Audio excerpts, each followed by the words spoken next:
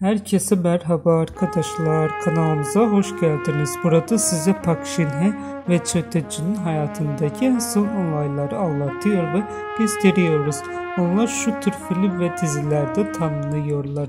Güzelsin, Mirasçılar, Pinokyo, Doktorlar, İlham Hatırası, Canlı Aramak, Sisyphus Efsane.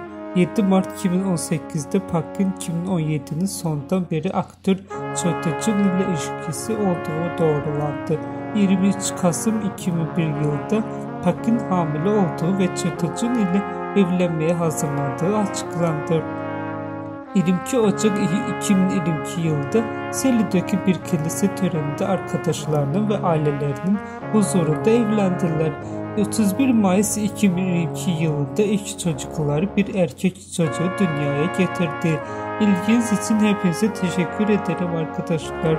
Lütfen kanalıma abone olun.